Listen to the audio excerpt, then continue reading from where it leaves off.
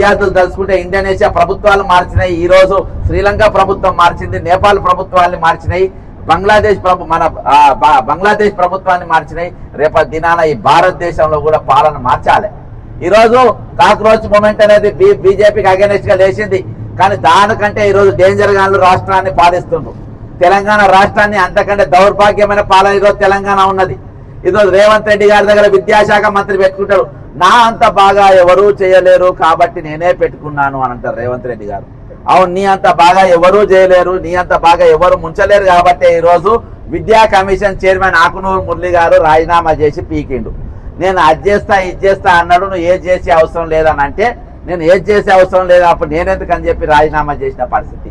ఈరోజు రేవంత్ రెడ్డి గారు ఆలోచించాలి, ఈ తెలంగాణలో ఈ రోజు మిగిలిన బడ్జెట్ తో ఏర్పడే తెలంగాణ, ఆనాటి ప్రభుత్వం తెలంగాణను ఎక్కడికి తీసుకుపోయింది, ఈనాటి ప్రభుత్వం ఎక్కడికి తీసుకొని వచ్చింది. ఈ రోజు ఇక్కడ ఉన్న బీసీ బిడ్డలు విద్యార్థులు ఈ రోజు ఏదైతే ఫీజు రియంబర్స్మెంట్ అందక ఈ రోజు ఎర్రటి ఎండలో మరి ఇక్కడ మలమల మారిపోతా ఉంటే మరి చుట్టూ బొగ్గు బావిలో ఉంటాయి, ఆ బొగ్గు బావి సరిహద్దులలో ఈ రోజు దీక్ష చేస్తున్న ఈ బిడ్డల గురించి నీకు ఆలోచించే అవసరం లేదా మిస్టర్ రేవంత్ రెడ్డి? దీని గురించి మాట్లాడాల్సిన అవసరం లేదా మిస్టర్ రేవంత్ రెడ్డి? మన ముందుకెళ్ళే ఈ రోడ్డు మీదకి అనేక మార్లు మన డిప్యూటీ సీఎం గారు, ఫైనాన్స్ మినిస్టర్ గారు బట్టి విక్రమార్క ఇక్కడికి వెళ్ళి అక్కడికి, అక్కడికి వెళ్ళి ఇక్కడికి 20 బండ్లు 30 బండ్లు కాన్వాయ్ చేసుకొని తిరుగుతా ఉంటాడు.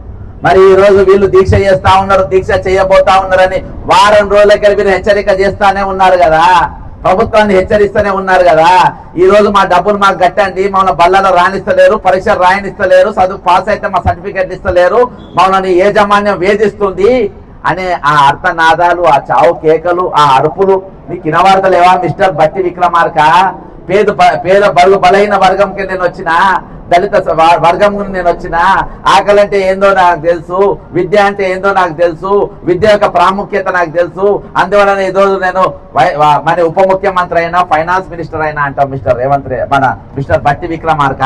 మరి వీళ్ళ ఫీజు రియంబర్స్మెంట్ ఇయ్యాలి, వీళ్ళంతా నా బరువు బలహీన సోదరులే, వీళ్ళ ఇచ్చిన తర్వాత నేను వేరే కార్యక్రమం ఏమైనా చేస్తా, ఇది నాకు చాలా ఇంపార్టెంట్ అని చెప్పి నువ్వు ఎందుకంటలో బట్టి విక్రమార్క? ఓహో, నీకు ఇలా కమిషన్లు రావా? ఇలా కమిషన్లు రావా? ఇలా మీరు వీళ్ళతో కమిషన్ మాట్లాడుకున్న లీక్ అవుతుందన్నా ఏమి ఇబ్బంది లేదు, బయట చందా తప్ప పెట్టు, ఫీజు రియంబర్స్మెంట్ కాగానే మనిషి 100-200 మీకు చందా కూడా ఏమంటే చేస్తాను మిస్టర్ బట్టి విక్రమార్క. అది నీ అలవాటే అయితే, నిజంగా అది నీ అలవాటే అయితే, నా కమిషన్లు లేదు నేను ఇయ్యలేను, అదిగా నాకు వచ్చేసింది, నాకు అది గుజరాత్కి వెళ్ళి రాజస్థాన్కి వెళ్ళి నా శరీరంలో ఇవిడిపోయింది కాబట్టి ఈ రోజు నేను కమిషన్లు ఇస్తానే నేను ఇస్తానంటావా? ఈ రోజు చాలా మంది డబ్బులు ఆపుతా ఉన్నారు.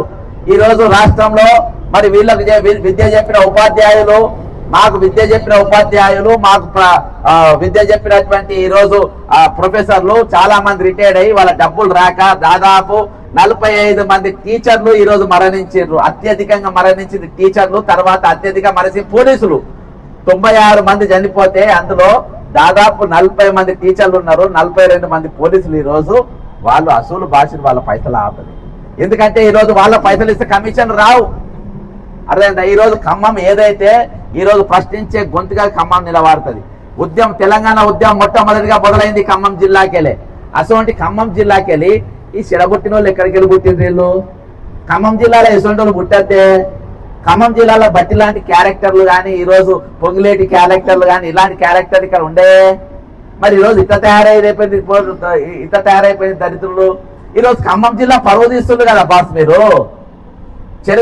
తెలంగాణ ఉద్యమం ఈ రోజు ఆంధ్ర సరిహద్దులో ఉన్నటువంటి ఖమ్మం జిల్లాకెళ్ళి కదా మొదలైంది. ఆ పౌరుషం ఏమైపోయింది? ఆ పోరాట పటిమ ఏమైపోయింది? ఆ ఉద్యమ స్ఫూర్తి ఏమైపోయింది? ఈ రోజు మీరు బానిసలకు ఎందుకు మారిపోయినరు? ఈ రోజు వాళ్ళ చెప్పు చేతల్లో ఎందుకు మీరు పావులుగా మారిపోయినరు అని అంటే ఈ రోజు మీకు జవాబు లేని ప్రశ్నలు ఈ రోజు తెలంగాణ ప్రభుత్వం నిలబెట్టింది. ఈరోజు తెలంగాణ ప్రజలకు జవాబు ఇవ్వలేని పరిస్థితిలో తెలంగాణ ప్రభుత్వం ఉన్నది. కాబట్టి ఈ రోజు ఎక్కడ దిక్కులేని పరిస్థితులలో మరొక ఎకనమిక్ ఇయర్ స్టార్ట్ కాబోతుంది జూన్ నెలలో. అందుకని మేము జూన్ 12వ తారీఖు వెళ్ళి మరి తెలంగాణ వ్యాప్తంగా ఈ రోజు మేము పెన్ డౌన్ కార్యక్రమం ఇచ్చినాం.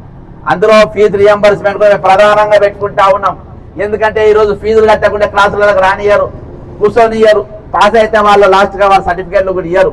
కాబట్టి ఈ రోజు రిటైర్ అయిన వాళ్ళు కానీ, అవుట్ సోర్సింగ్ ఉద్యోగాల తరఫున కానీ, ఈ రోజు ఆశా వర్కర్లకి వెళ్ళి మొదలుపెట్టి ఈ రోజు ఫీజు రియంబర్స్కేల్ మొదలుపెట్టి ఈ రోజు ప్రతి ఒక్కరు కూడా అంతేకాకుండా ఈ రోజు 25,500 మంది రిటైర్ అయిన సోదరా. 25,500 మందిలలో ఈ రోజు 10,000 మంది ఉపాధ్యాయులు ఉన్నారు. రేపు ప్రభుత్వ స్కూళ్ళలో చదువుకునేది ఎవరు? వీళ్ళే చదువుకుంటారు, మా అన్న తమ్ముడే చదువుకుంటారు. ఇంట్లో ఎవరు? మా పొంగిలేటి కొడుకున్నారు, పొంగిలేటి మనవాళ్ళు ఉన్నారు. ఈ రోజు తుమ్మల నాగేశ్వరరావు మన మనవాళ్ళు ఉన్నారు, సుందర కొడుకులు ఆ స్కూల్లో చదవరు. ఈ రోజు బట్టి విక్రమార్క పిల్లలు చదవరు, బట్టి విక్రమార్క కాబోయే మనవాళ్ళు మనవరాలు కూడా చదవరు. కానీ చదివేది ఎవరు? మా పిల్లలు చదువుతారు. 12వ తారీఖు వెళ్ళి ప్రభుత్వ కళాశాల మేము పోతాం. మరి ఆ స్కూళ్ళలో ఈ రోజు 10,000 మంది టీచర్లు లేరు, అవన్నీ వాళ్ళంతా రిటైర్డ్ అయిపోయి ఉన్నారు. అది వరకే ఆల్రెడీ 11,000 పోస్టు ఖాళీలు ఉన్నాయి. మొత్తం 21,000 మంది టీచర్లు లేకుండా రేపు స్కూళ్ళు స్టార్ట్ అవుతాయి మిత్రమా. మరి ఆ స్కూళ్ళలో మేము పోడేందుకు? అలా టీచర్లు లేనప్పుడు మేము చదువుకునేందుకు, మేము చదువు కోసం పోడేందుకు? కాబట్టి ఈ రోజు పెన్ డౌన్ చేయాలని చెప్పి టీచర్లు అందరికి పిలుపునిస్తా ఉన్నా.